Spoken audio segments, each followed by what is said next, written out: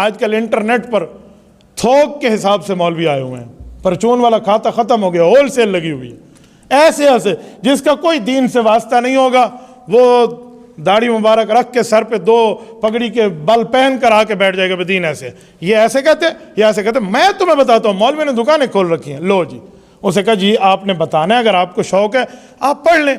आलिम दीन का 8 साल का कोर्स है, मुफ्ती के 3 साल का कोर्स है, मुहद्दिस के 2 साल का कोर्स है, 2 साल आगे इफ्ता का है, 2 साल आगे तफसीर का है। आपको 10, 12, 13 साल इस पे लगा लें, हम आपके मसले को मानेंगे, आपकी तहकीक पे अमल करेंगे। लेकिन अगर आप कुछ और पढ़ के आए हैं, मसलन आप फिजिक्स में टॉपर हैं तो आप फिजिक्स बताएं, आपने मुझे मैथ नहीं समझानी। और अगर आप फादर ऑफ केमिस्ट्री तक पढ़ के केमिस्ट्री समझ के आए हैं तो आप मुझे वो समझाए, मुझे पाक स्टडी नहीं समझा सकते। जैसे यहाँ माहिर हैं तो वहाँ दीन के मसले में माहिर हैं। मेरे दोस्त अक्सर मुझसे पूछते रहते हैं, भाई एक इंजीनियर नाम से बंदे हैं यूट्यूब पर, वो मसले बताते हैं, हम उसको सुनते हैं, बड़ा ज़बरदस्त क्रिटिकल सिचुएशन हल कर देता है और बिल्कुल कैटेगरिकली बता देते हैं वाज़े तौर पे। मैंने कहा वो इंजीनियर साहब आलिम है? कहते नहीं आलिम तो नहीं है।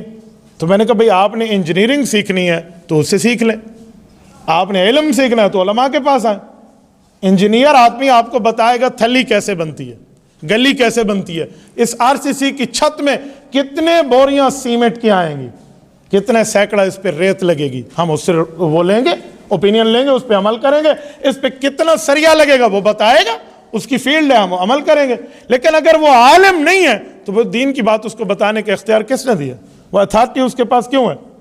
अच्छा, जब हम ये बात करें ना तो कुछ लोग आगे एक और बात करते हैं, जी मौलवी तो बहुत से हैं, कुछ बरेलवी हैं, कुछ देवबंदी हैं, कुछ आले हदीस हैं, तो किसका मौलवी बने? मैंने कहा जी किसी का बन जाए, किसी का बन जाए, मौलवी तो सब है ना।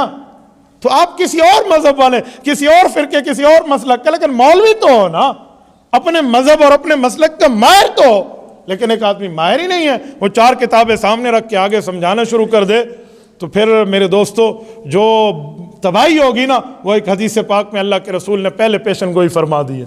सही बुखारी में हदीस है, सरवर कायनात सल्लल्लाहु अलैहि वसल्लम ने फरमाया, इज़ा वुस्तिदल अमरु इला गैरि अहलिही फंतज़िर अस्साअ, फरमाया ना अहल आदमी काम बताना दीन का शुरू कर दे, समझो क़यामत टूट पड़ेगी। ये पाक पैगम्बर सल्लल्लाहु अलैहि वसल्लम का फरमान है कि जो जिस मसले का माहिर ना हो वो बैठ जाए वो समझाना बताना, तो फिर यही हाल होगा। इसी पर एक मिसाल देकर बात ख़त्म कर रहा हूँ। कहते हैं खातून अगर बैठी हो ना पायलट बनकर, तो कंट्रोल रूम में उसका शोहर ना बैठे जो उसको डायरेक्शन दे के सीधा जाओ टेढ़ा जाओ, क्योंकि बीवियां खामन से लड़ के ही अपने दिल के राहत लेती हैं। कहा वो कैसे? कहा एक बीवी जहाज चला रही थी,